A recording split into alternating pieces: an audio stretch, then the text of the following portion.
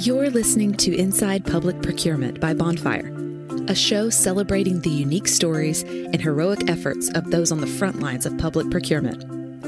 Each episode, we bring you the latest trends, tips, and real stories from procurement trailblazers like you, who work tirelessly to bring positive impact to the agencies and communities you serve. Together, let's elevate the field of public procurement to new heights. Now, pull up a chair and let's gather around the bonfire. Our show is about to begin. Hello and welcome to the Inside Public Procurement podcast. My name is Tang La and I am a client support agent at Bonfire, an eProcurement solution used by over 500 public agencies in North America. I'm very excited because I'm joined today by Tyler.liu at ICBC, and Tyler.liu is the Strategic Sourcing Services Manager at Insurance Corporation of British Columbia. ICBC is a provincial crown corporation that provides auto insurance services to the people of British Columbia. Tyler has spent time in both public and private sectors, from education to tourism and oil and gas. At ICBC, its procurement is organized by three categories: material damage, professional services /IT, and bodily injury /legal services. Tyler supports the BI/legal category. That's a mouthful to say. Hi, Tyler. Good morning, Tong. Tyler, it's so good to see you. How's life? What's going on? Things are going good. I just came back from a 5-week parental leave. Oh, yes. Congratulations. How was that? Was it relaxing for you? Well, let's say this. I lost 6 pounds in 5 weeks. So it was a lot of it was a lot of hard work. But I did get a chance to connect with my baby and my family. That was really, really nice. So you're saying the secret to weight loss is to have a child and then go on a couple week parental leave, not vacation, because it's not vacation, I assume. It's not a vacation. Like I tell everyone that parental leave is not a vacation. And I'm not sure about the weight loss thing. So don't take that advice from me. Right. You're not a health expert. You're a procurement professional. It's a little bit different, right? Exactly. Tyler, before we get into the meat of the topics that I want to discuss with you today, I want to hear from you your journey into procurement, because a lot of people out there kind of stumble into procurement. Some people know what it is beforehand, but other people have no idea what it is until the job is presented in front of them. So I'd like to hear your journey on how you came to be where you are today. Absolutely. So I kind of fell into it, but also in a way I kind of know it. So I first heard of procurement / supply chain management in I think it's my third year university, and I was, in business school. And I remember one of my professor was telling us that, hey, you guys heard of supply chain management? And we're all like, no, I don't know what that is. And he said, well, that's good, because that you can almost guarantee to get a job after you graduate. So at the time, it was just after the financial crisis. So I thought, okay, getting a job after school is a good thing. So, yes. So I looked into it a little bit. At the time, I have no idea what it was, but it sounds interesting to me. So I chose that as my major, and so I studied supply chain management in my latter years of university. So thanks to my professor's prophecy, I did get a job after studying in it. So that's when I started with an oil and gas company in Calgary. So, I started out cutting POs for a year or two, and then I moved down to a little bit more challenging, tasks like doing some simple contract extensions, amendment. Then I got into, the bid and so on and so forth. So after I left Calgary, I came to British Columbia. It's in the west coast of Canada. So I began in my journey in the public sector. So it's very, very different in the public sector. And that's when I spent some time at the federal government in the tourism industry, where I did primarily RFPs and the competitive bids. And then moved down to UBC in the public sector. And now I'm here doing public procurement as well. So it has been a very interesting journey. And for me, I didn't know what procurement was, and I got into it. But I say to people that stick with it because it's a very interesting profession. Absolutely. It's definitely a profession that, and you might be able to attest to this because you've been in procurement for a number of years, but it sounds like it has changed quite a lot from even 10 years ago. Yeah, that's true. So, interestingly enough, this is my 10th year into this profession. What? Congratulations. Congratulations. Yeah. Should we get you? I don't have any celebratory cake for you, but I can make sure to send one after this podcast if that's okay with you. I don't know if our company accepts that. Okay. The All official right. policy. No, that's fair. That's fair. Yeah, but the gesture is very welcome. I'll send you an emoji instead if that's okay. Sounds good. I accept that. Yeah, I actually remember this year, so it's actually my dad sent me a note that says, "Hey son, congratulations on your 10 year." I actually didn't remember that. It just kind of went by another day, but I was really kind of emotional when my dad sent me the note because he sometimes forgets my birthday, I find. So. It's funny how parents remember what job you have, but not your birthday.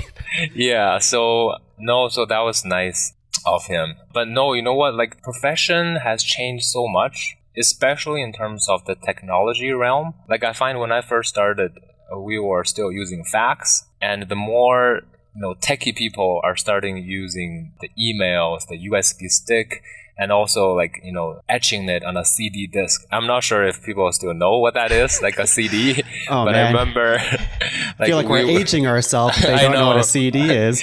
I know. So I remember if you use the USB stick, that's considered high tech. Versus some people using fax. That's what we considered old school, by the time when I joined the profession. So fast forward 10 years now, it seems most people are using either eProcurement solutions or on their journey to use eProcurement solutions. And I feel like the companies I've worked for ever since, nobody is accepting CDs as proposals. Yeah, that would be interesting if they still were. Yeah, because you wouldn't need a CD player. I don't think most computers have that anymore. No. So that's interesting.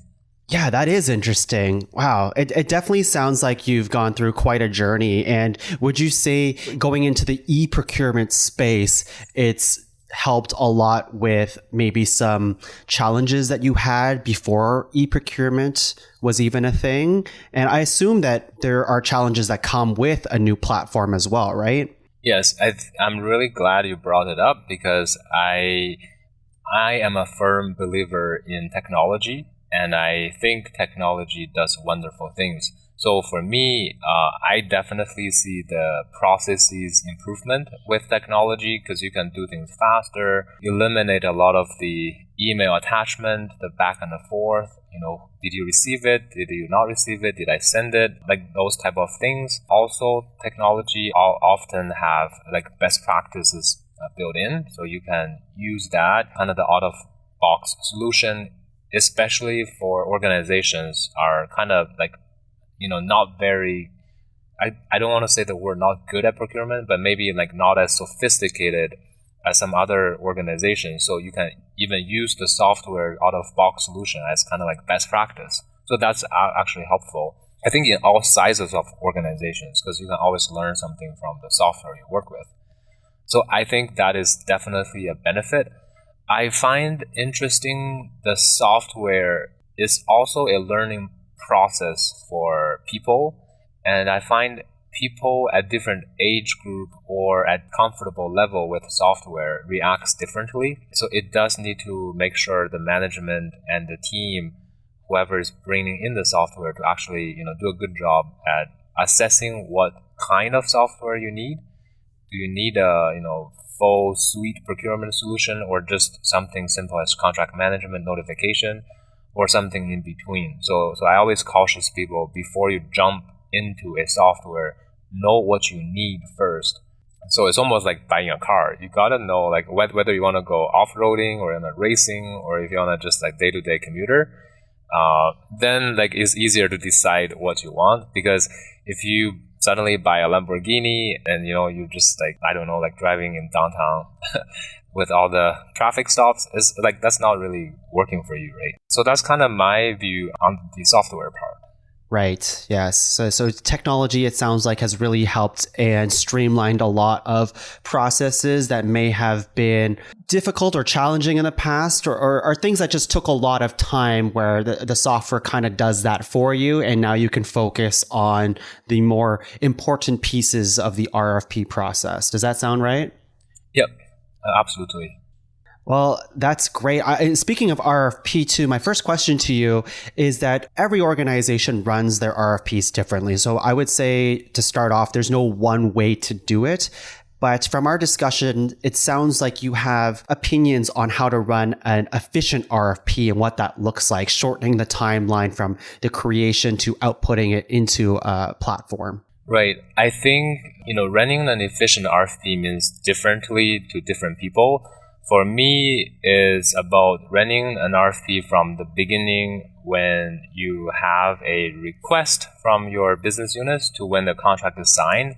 If you can do that within 3 months, about 90 days period, then I would consider it as an efficient process. And it varies with the complexity of the project. Some of them definitely would take longer, and some of them would take less. But on average, if you can get it done in 3 months, I would say it's not bad for public procurement, just because all the compliance we need to follow, right? So I think it really comes down to, first, do you have a solid scope of work? And I find that part is the most difficult and also the most confusing for the business units, because the business units don't really often know what they want. So they'll say, oh, I want a pen, but then they're like, what color? What's the quantity? Do you need it for sketching or drawing? What do you need it for? How to use it? So it's not as easy as I just want it, go buy for it, and then we work on some RFP and then come back to them. So I find building a good relationship with your client and really understand their scope of work and help them to craft it, and so then make it RFP ready. That's the number one thing for me. And in the process of the RFP, I think a procurement professional need to have a good mental picture of the end-to-end process, so you kind of know where things are at in the spectrum of the process. So to me, a couple of mental compartment is the scope of work definition, and then the scope of work drafting, and then the NRFP drafting or the bid document drafting, and then goes out to the market for bid proposal and evaluation, and then the contract negotiation and award, and then post-award project closeout and contract management. So there's several key steps in these stages. And I think especially when you run multiple procurement projects, you want to kind of make a note of where things are at for each of your project at their stages. So then you can guide your client and also help yourself to either speed things up or slow things down accordingly. Right. How do you manage multiple procurements? There's an aspect of there's a lot of new workloads coming in, and now you're juggling multiple opportunities. How would you go about that? Yeah, I think one, you can always use software. There's a lot of software out there. For me, I'm a little bit old school in this aspect. So I actually just keep a spreadsheet on my desktop where I go and revisit from time to time where things are at, and I have all my timelines listed out. So I have kind of a snapshot of the timeline for all of my projects, and then I would just see where things are at and then how I can adjust it. So it's not the perfect system. I'm sure there's a lot of other ways or other tools out there, but for me, I kind of stick with it. I find the most important thing is take some time out of your day at the end of the day or end of the week or midweek. Make it a good cadence for yourself. Kind of step back and then say, where are all my projects at? Either it's a simple extension or it's an RFP, or if you have multiple RFPs, don't get to the next email, but actually take some time to think and to review where things are at and what's important in terms of your own portfolio, and then adjust accordingly. You can talk to your manager if something need to, be extended, or, get some extra help if you get really swamped, because we all get swamped from time to time. So it's just about having that mental picture and ask for helps. I find that helps me. Right. At least you're not that old school, like you're not putting your schedule on a CD or something like that, right? I wish, I don't wish I do that. Tyler, when it comes to engaging your vendors, there's an aspect of running your RFP efficiently if you engage your vendors in an appropriate way. Would you agree with that? I absolutely agree. Yeah. How would you approach your vendors then when you're trying to streamline your process? Yeah, like to me, it really comes down to like kind of the three phases where I approach my vendors. Most of the time when we think about approaching the vendors is what I would call like the during phase. Is during when you do the RFP, when you send out the proposal to the market. Now you're kind of waiting for questions from the suppliers and see who have downloaded your proposal. So like to that phase, I think that's kind of the least amount of communication or like building that relationship with your vendors, because like at that phase is more about compliance. It's actually, we don't allow our business units to engage with the vendor. All the information need to flow through sourcing, and there's only limited things we can disclose. Is like if they need more information on the RFP, then we have to get that information and then send through a public notice so all the vendors can see. So like I think that the during phase is actually the least amount of work we can do. To run an efficient process by engaging the vendors, I think it happens at the other two phases, is the before phase and the after phase. So what I mean by that is like with the before phase is where we're not doing the RFPs. Like then we have a lot of freedom. We can ask the vendors, our existing vendors have regular check-ins, like how things are going, any new technologies or development from your field that you can share with us. And also we can do quarterly reviews on their performance and stuff like that. So we can really engage with our vendors, how things are going, and then any new sites they can provide us. And also we can engage with vendors who are not providing services yet. So you can do that by attending conferences, talking to those vendors there. I know I learn a lot when I attend conferences. And like you can do market research. These days you can basically use Google and you can find so many things about vendors. And supplier demos, like I see a lot of, especially IT vendors, they love to do demos. So I would encourage people, if you are interested in certain fields of procurement, like IT, then I think you're kind of in a way you're kind of hit the jackpot, because there's so many information about IT companies, and IT companies have a lot of good demos. So that's some of the ways for the before phase. As related to the after phase, I think that's also very important. It's like the contract management piece and also the supplier relationship management. It's like, how do you ensure the vendor that you selected actually is doing the job they're supposed to do, and manage that relationship from there. So I think in a view, that's how I kind of view the vendor communication part of how they can help us with running an RFP process. You mentioned this word a few times now, contract management. Could you expand on a little bit more? Because there are some people in the procurement world that is pretty new to what contract management even is. So if you can explain what that is and how you manage it currently. Sure. So contract management to me is a phase during the procurement life cycle when a contract is in place. And that's where we need to monitor and manage the vendor performance to ensure it delivers, against the scope and requirements outlined in the contract at an agreed price. So it really requires, the vendor, the procurement staff, and the business units to all work together to make it happen. And I view it as kind of the two main pieces of contract management. Is one is the performance and the scope of work management. So this is to ensure the contractor or the vendor is actually doing what they're supposed to be doing, and then they are charging at the rate that's agreed already in the contract. And if there's changes in the scope, say a scope creep or a scope decrease, or delivery changes, if the timeline of delivery got moved. So then we got to also manage those changes, like the change orders, amendments. So that's like on the contract performance and scope of work management side. The other piece is more around the contract notification management. So this is where, how we manage all the renewals. If we have hundreds of contracts, what contracts are due, what's the lead time for each contract, and then setting up those notification system so we can remind ourselves and the business unit, say, hey, we have a contract expiring in 6 months. So what's your plan? Do you want to extend it, terminate, or go to the market? So to me, those are the two main components for contract management. Right. There is a piece as well that after a bid has been awarded, that things might go wrong. Like there's the piece of like, yes, you're going to market, you're putting out the bid, vendor's finally awarded.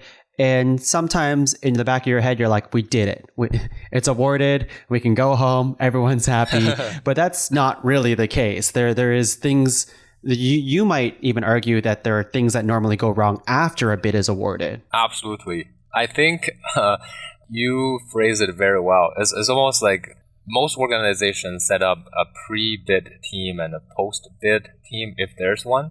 And I feel like many of us work in the pre-bid front. So like we get the contract awarded and we in procurement, feels very satisfied. And that's where we feel like we hit a home run, getting the best contractor for the company, and we negotiate hard and all the dollar savings.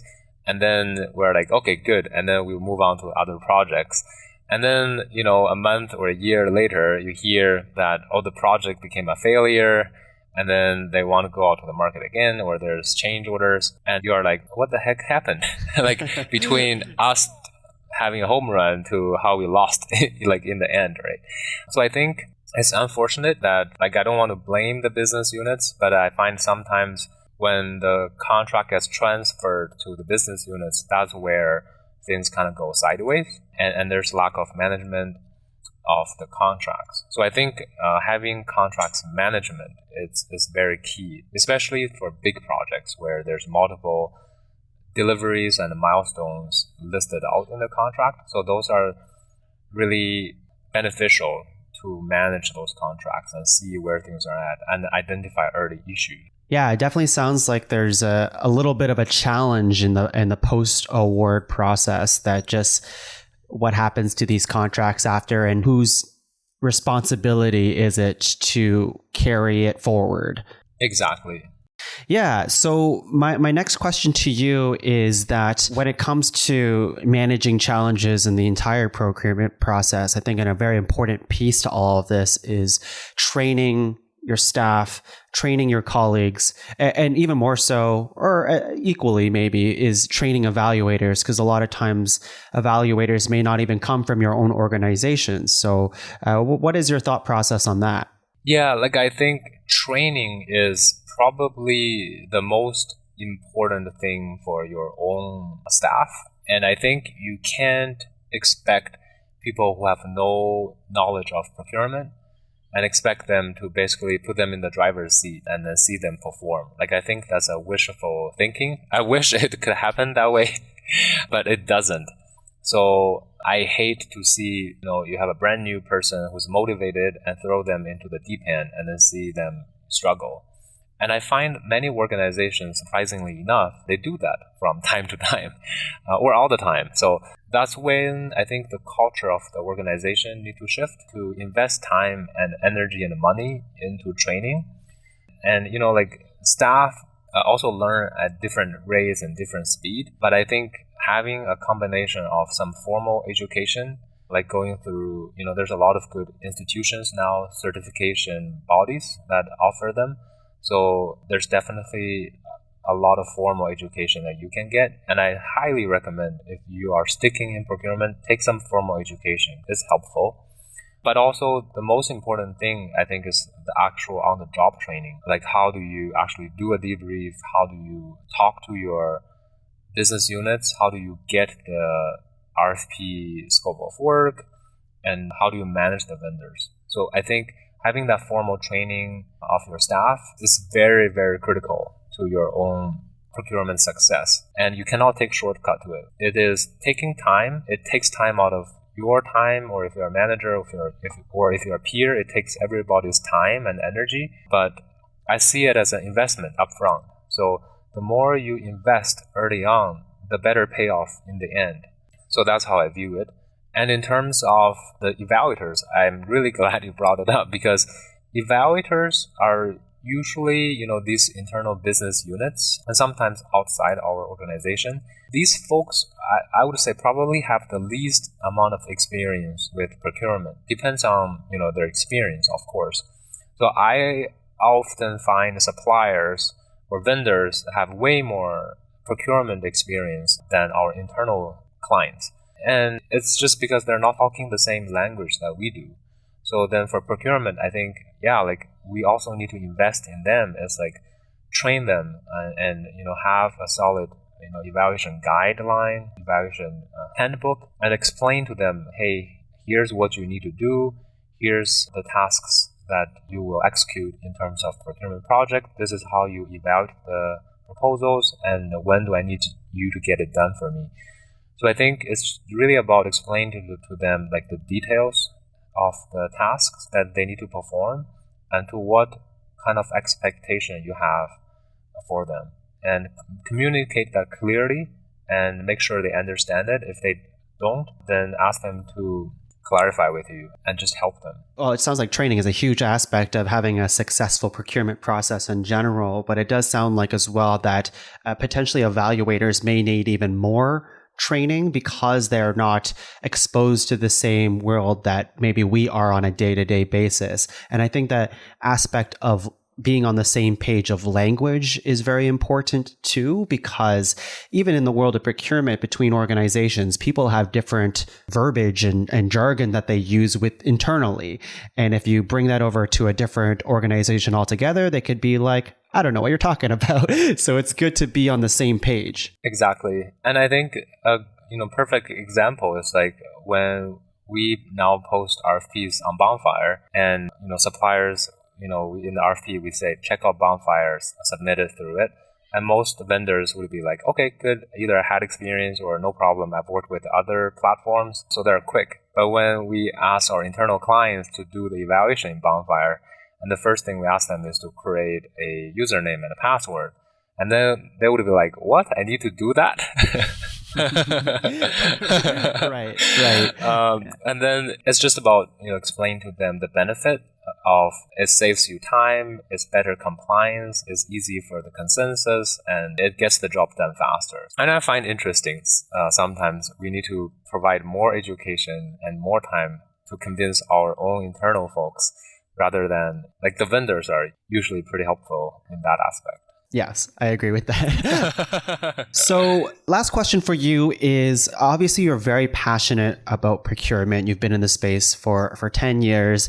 And I want to hear from you what career growth in the procurement space is like. How do you advance your career if this is the profession that you want to do for a number of years? How do you go about that? Yeah, I think from early on in your career, I think what would be helpful if someone told me when I joined is I think it's almost think as kind of two routes. One is the management route, and then the other one is, I would call it the expert route, the technical route. So it's kind of have a slightly different path. So what I mean by management route is so you do change orders, cutting POs, and then RFPs, more complex RFPs. And then you want to kind of branch out to kind of managing people and working with people. So then you kind of need a slightly different skill set, because going through the management is more about working with people, coordinating, negotiating, facilitating. So it's a little bit different. And then the other route is I call it the technical route. So you become contract specialist or senior specialist, and then the expert, the gurus. So the category very deep. Say in oil and gas companies, we have almost senior specialist. Well, they have the technical name is not that, but that's then they become the guru. So they would know the specifications of a particular well pipe. so well. They know what's the steel component, how it's made, the temperature, the stress level, or whatever. So they become very, very specialized in that category, and they are very highly respected in the industry and very, very sought out. So if you have that special technical knowledge on the procurement, you are very highly sought out professional. So those are kind of like the two routes that in general, and of course you can go cross paths as well. You can become expert and then you become a manager and working with people. So it depends on which route you take. It is slightly, I guess your skill set is like your focus is a little bit different. But there's some common factors that help you to advance your career. One is, I always think like continuous learning is very important. That's where you say you come out of school or you join the profession recently. The things that you need to pick up in terms of software, the people skills, like how to work with client and then the vendor and what actually you do with RFP, those kind of things are rarely taught in school. So you need to continuously learn all aspects of a work setting to kind of get ahead. And another thing is have a positive attitude, because that goes a long way, because nobody likes to work with, like a party pooper or something. Yeah, like right? a grouch or someone who's negative all the time, right? Yeah, right. So have a positive attitude, be willing to help your coworkers, be willing to be a team player, right? And then a third is do a great job. And what I mean by that is like, be thorough in your work, make sure there's no errors, make sure you factual check before you either speak or write an email. Like, don't guesswork. So do a great job, because if you do a great job, chances are you'll get noticed by your peers, by your manager, and then by the business units. And I find that's probably the most important thing at work is do a great job, because we are all here to perform and to work, right? And I think lastly is build a positive relationship with your managers and your peers. And that comes down to, have a positive attitude. It doesn't mean like you need to be a, kind of like a social butterfly or spending hours chatting with people.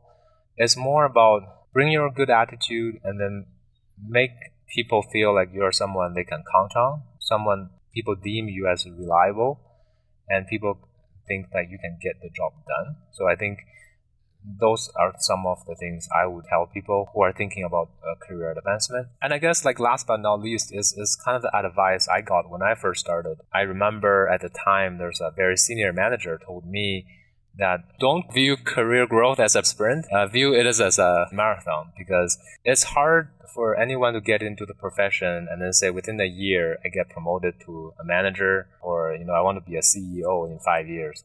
I think having that aspiration is very important and very good, but the journey is not always straightforward, and there will be ups and down times in your career. I've experienced that. So I encourage you, do a good job, have a positive attitude, build a positive relationship with your manager and peers, and then just enjoy the journey. And if you sprint yourself, I think that's not going to help. You might burn out. Tired. Yeah, you might burn out in the area that you thought you were interested in, and you might not be happy. And we already said that you want to have a positive attitude when it comes to career growth. Yeah, and then I'm really passionate about career growth. So just one last thing I also want to share is that if you're unhappy in an organization, take a deep look. Why is that the thing? Is that because of you? If you are having a bad attitude, or you are not, if there's something happens with you, then of course you need to do something with yourself to change or to adjust. But also don't be too hard on yourself, because you need to join an organization that values who you are, and also you have good alignment with your own personal values. So you got to find a company that values you and believes in you and are willing to invest in you. So I think that's a hard balance, because sometimes the hardest thing is to tell, if you've been in a company for a couple of years, say you have a goal of achieving something and you haven't get there. And I think for me, I had that experience. So then I got to think, is that me, or is that the organization, or do I need to do something with myself, or do I need to choose a new company? So I don't think I have the right answer, and for every situation is different. So you really got to think what's the best for you. But my advice is choose a company that you feel comfortable. And that's chances are when you feel the good click, that's when you bring your positive attitude, you will do a good job and you get noticed. And also chances are you build better relationship with your manager and peers. I love that. My last thing that we use to close the show is usually the number one piece of advice you give to people starting their career in public procurement. I feel like you just gave us just so much good advice just now. But if you had one more piece of advice that you could share with the people listening at home, starting their career in public procurement, what would it be? I think for me is continuous learning. Make it a key priority for yourself. There's just so much to learn these days, and what you learn in school is like a drop in the bucket. Like, I'm not saying my 4 years in university is not worthwhile, but I say to people that what you learn after school is completely different from what you learned in school. So make that as a priority and learn the craft, learn the basics of procurement. Like, you got to learn how to cut a PO, how to do simple renewals, extensions, change orders, how to read a contract, RFPs, RFQs. You got to learn the tools, the eProcurement tools or whatever other tools. Learn how to work with people, your peers, your client, your staff, your manager, and also learn the organization. I think that's also something a lot of organizations, they don't really do a good job in their staff. Is like, I think everyone should build more business awareness. What I mean by that is like, understand how your actual organization works. Like, how does it make money? What are the cost drivers? What are the profit drivers? So you can understand your industry better and your company better. So I think that's something I would encourage people to read is their financial statements or annual report, is to really understand how your company works. Because then you have a better idea how procurement fit into your organization. Yeah, so long story short, continuous learning is something that's important.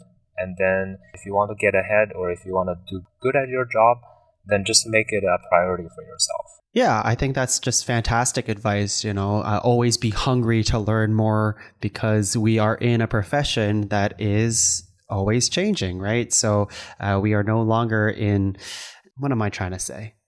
You know what? Forget it. You said it better than I could ever do it. So no. Like, I just want to thank you for your amazing hosting because I really enjoyed the way you host these podcasts. Not just this one, but I've listened to the ones you had before, and I learned a lot from the previous guests that you brought on. And that just it just makes me very humble. The more I do procurement, it makes me more humble. And by listening to your podcast, there's so much more for me to learn from other guests. So that's why I think continuous learning is important for everyone at every stage of their career. Oh, thank you so much, Tyler. It's such a joy to talk to you. And I am positive that people listening at home has also taken away something from you as well. So I can't thank you enough for giving us some time to talk to you today. It's just been wonderful. Do you have anything, if anyone wants to get in contact with you, is that okay if you share any information on how they can get in touch with you?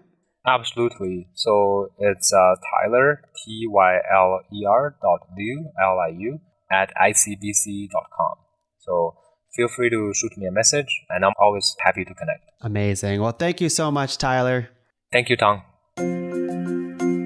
Procurement professionals like you are the lifeblood of public sector organizations, dedicated not only to supporting your agency, but the constituents you serve. That's why we've created the Inside Public Procurement podcast here at Bonfire, a unique place where you can share stories and discuss the topics that matter to public procurement pros. From digitization and the future of public procurement to ensuring a fair and transparent process, we're all about finding new strategies to help your agency succeed. Join us at gobonfire.com to learn more. You've been listening to Inside Public Procurement by Bonfire.